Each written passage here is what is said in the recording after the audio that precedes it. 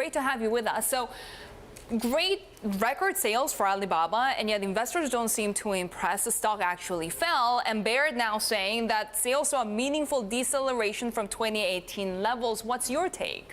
Well, it's definitely a deceleration compared, but the key is that if you look at the growth since they started pushing on Singles Day, it's absolutely incredible. But we shouldn't be too impressed with the dollars. The big story here is the data, how they're able to do it. And when you look on comparison, when you look at the number of people that Alibaba shoppers have and you compare that to the US population, Prime Day and Black Friday is actually not that far behind. I mean, the numbers are much, much huger there, but there's so many more people. The big story here is the data and what happens with the data for retailers in the US. Jeff, this is Kurt. I'm curious, when you talk about that data, give us a sense of why that's so valuable to Alibaba, especially in the growing field here of e-commerce players. What does that kind of give them that someone like an Amazon, for example, might not get through Prime Day, or do they get that through Prime Day? They do get it through Prime Day. The key here is understanding that data has an impact for advertisers. And there's a lot of advertisers here in the US and a lot of big companies that traditionally don't have access to that data.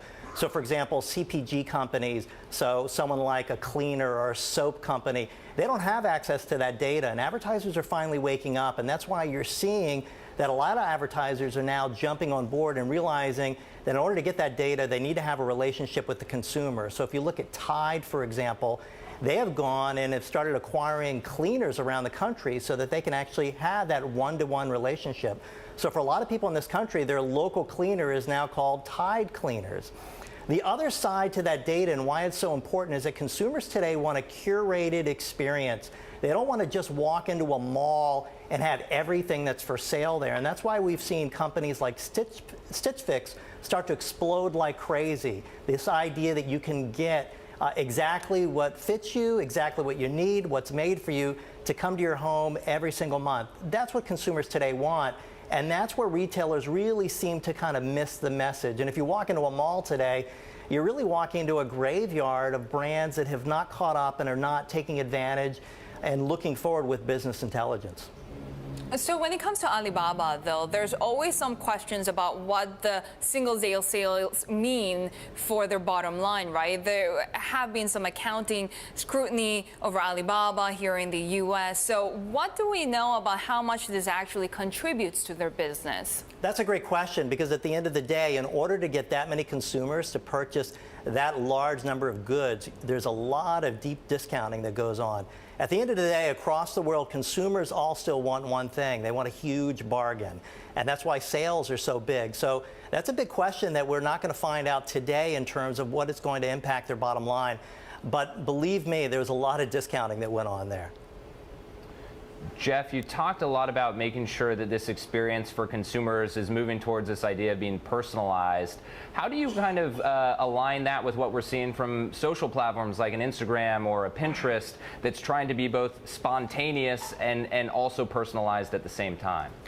Well, social platforms are a whole different aspect in terms of data. The big problem that these platforms have is they can personalize as much as they want, but they're not actually selling anything. So they're missing that link between commerce. Think about it in terms of Facebook. The only thing they're selling are ads.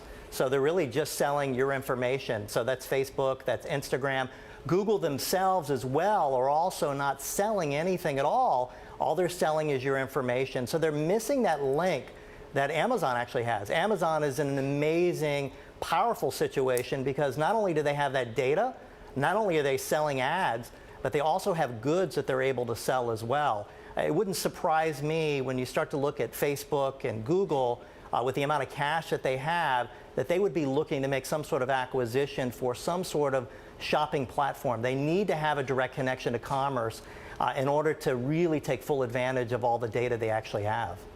So how are we expecting the Singles Day performance to help when it comes to that Hong Kong IPO share sale of what, $15 billion that could come any day now for Alibaba?